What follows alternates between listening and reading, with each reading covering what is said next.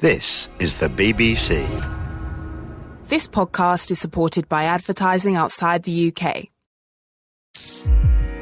BBC Sounds. Music, radio, podcasts. This is the BBC. Thank you for downloading this podcast of The World at One from BBC Radio 4. Hello, and welcome to a specially extended edition of The World at One with me, Mark Mardell. Mrs May will resign as Conservative leader in 2 weeks' time. It has all ended in tears. I will shortly leave the job that it has been the honour of my life to hold. The second female Prime Minister, but certainly not the last. I do so with no ill will, but with enormous and enduring gratitude to have had the opportunity to serve the country I love. But what now? What next for Brexit and the country? Will Brexit break any leader? Will we be getting full reaction from former colleagues? She's a very good lady. She's a very well-intentioned lady. In many respects, she's a very talented lady. I just think this particular problem overwhelmed her. And reaction from Europe, from the Cabinet, from Labour. The BBC News is read by Zeb Sones. Theresa May has announced her resignation, her voice cracking with emotion as she said she'd be leaving the job it had been the honour of her life to hold. She will stand down as Conservative leader in 2 weeks' time and will remain as Prime Minister while a leadership contest is held. In a live statement delivered outside number 10 Downing Street this morning, Mrs May said it would always be a matter of deep regret that she'd failed to deliver Brexit. I believe it was right to persevere, even when the odds against success seemed high. But it is now clear to me that it is in the best interests of the country for a new Prime Minister to lead that effort. So I am today announcing that I will resign as leader of the Conservative and Unionist Party on Friday the 7th of June, so that a successor can be chosen. Mrs May said she had agreed with the chairman of the Tory Backbench 1922 committee that the leadership contest should begin the week after her resignation takes effect. Our assistant political editor Norman Smith listened to her speech. Theresa May, her voice breaking, was close to tears as she ended her resignation statement with her husband and close staff looking on nearby. A rare moment of emotion from a Prime Minister who in the end was brought down by a mutinous party and a rebellious cabinet unwilling to accept her final Brexit deal. The latest Conservative leader to be devoured by the party's 40-year civil war over Europe. I have done my best, said Mrs May, in a defensive reference to her 3 failed attempts to get MPs to back an agreement. But Mrs May also struck a clear warning note for her successor. Compromise, she said, is not a dirty word. Advice her critics at Westminster might argue she herself ignored, given her failure to reach out earlier to her political opponents over Brexit. The Conservative Party said it expects Theresa May's successor to be in place by Parliament's summer recess in late July. The former Foreign Secretary Boris Johnson is the bookmakers' favourite to win the leadership contest. The Labour leader Jeremy Corbyn said the Conservative Party was divided and disintegrating, and the new leader must call a general election.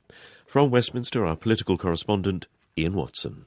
A new Conservative leader, and therefore Prime Minister, will be in place in 2 months' time. But the most intense activity at Westminster will come in June, when political ambitions will be fulfilled or shattered. Next month, the parliamentary hustings and horse trading will whittle down what's expected to be a very crowded field of candidates to just 2. The remaining duo will then campaign around the country in July, seeking the votes of the party's 125,000 grassroots members. The bookie's favourite, Boris Johnson, paid tribute on Twitter to Theresa May's premiership, singling out her stoicism, but was immediately branded a hypocrite by the SNP's Nicola Sturgeon. There's been praise from some of the other likely challengers too. Dominic Raab said that Mrs May had been a dedicated public servant, while Jeremy Hunt pointed to her courage and resolve.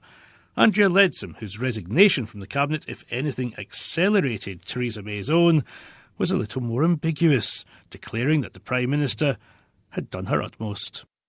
The office of the European Commission President Jean-Claude Juncker said he had followed Mrs May's announcement without personal joy, but said the EU's position on the withdrawal agreement had not changed.